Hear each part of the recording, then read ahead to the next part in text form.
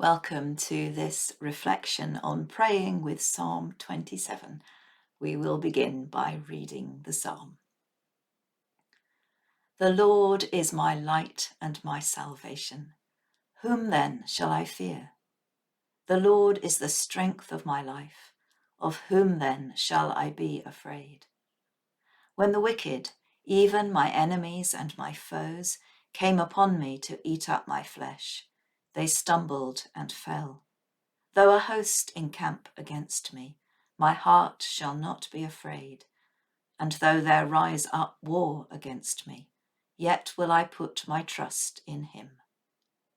One thing have I asked of the Lord, and that alone I seek, that I may dwell in the house of the Lord all the days of my life, to behold the fair beauty of the Lord, and to seek his will in his temple.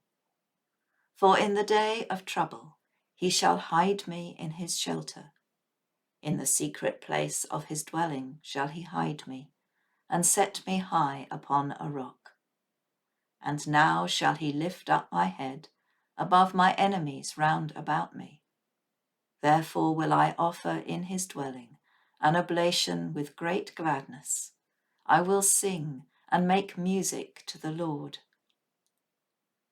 Hear my voice, O Lord, when I call. Have mercy upon me and answer me. My heart tells of your word. Seek my face. Your face, Lord, will I seek.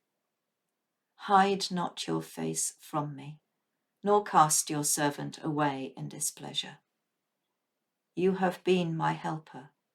Leave me not, neither forsake me, O God of my salvation. Though my father and my mother forsake me, the Lord will take me up. Teach me your way, O Lord. Lead me on a level path because of those who lie in wait for me. Deliver me not into the will of my adversaries, for false witnesses have risen up against me, and those who breathe out violence. I believe that I shall see the goodness of the Lord in the land of the living. Wait for the Lord. Be strong, and he shall comfort your heart. Wait patiently for the Lord. Psalm 27 is a psalm for the long haul.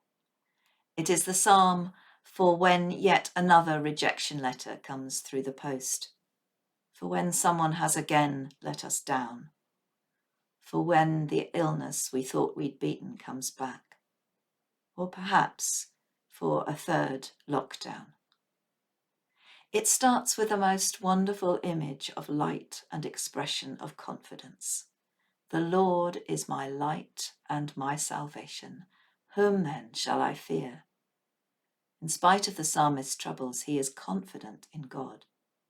This is a wonderful phrase to have in our hearts for difficult times. And we are at once reminded of the words of Jesus in the Gospel of John, chapter 8, when Jesus says, I am the light of the world. Whoever follows me will never walk in darkness, but will have the light of life. The psalmist then expresses a desire to live in the house of the Lord all the days of his life, to seek God's will in his temple. We don't need to interpret this too literally. As we've seen before, to dwell in God's house means to abide in God's presence, to live in constant awareness of that love in which we are held, and so be in touch with God's will for our life. This wish seems to have been granted to the psalmist, who declares his intention to sing God's praise. But in verse 9, everything changes. The language changes to a direct appeal to God for his mercy, and all the quiet confidence seems to have vanished. The psalmist feels that God has hidden his face again, that his hopes to live always in God's house have been dashed. His enemies are many, and even his family has deserted him. But then in verse 16, the tone changes once again. God has answered his plea for mercy. Something has happened. It might not be that everything has become miraculously better, but perhaps through his direct and honest cry for help, the psalmist has discovered a deeper, even more real faith in the goodness of God. A faith that knows that although it cannot at the moment see the light is always there, shining in the darkness. In the very first chapter of John's Gospel, when John tells us that Jesus, the light, is coming into the world, he also tells us that the light continues to shine in the darkness, and the darkness has not overcome it. Even when all seems dark, we can still live in God's house. We can still choose to live in that light. What is needed above all from us is patient faith, that even when God seems most absent and the darkness all enveloping, God is there. And what is needed from our side is patient endurance to seek his face again and again, and to wait for as long as it takes. There are many ways to pray with this psalm. We could simply sit in the dark with the light of a candle to look at, and know as we do so that the light of Christ shines in the darkness, and the darkness will never overcome it. We could again seek the face of God in the face of Jesus Christ, just looking at a picture we love, perhaps a version of this Holman Hunt picture.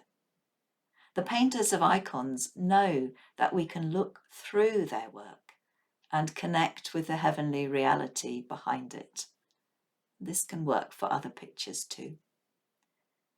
We could think of places and people that desperately need the light of Christ right now and lift them to God. And perhaps imagine bringing them in out of the darkness for the presence and light of Christ to shine on them. There are so many lovely phrases to meditate on, but I especially love the last verse. Wait for the Lord. Be strong, and he will comfort your heart. Wait patiently for the Lord. So may the Lord bless you and keep you. May the Lord make his face shine upon you and be gracious to you.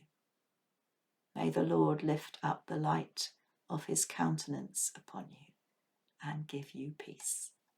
Amen.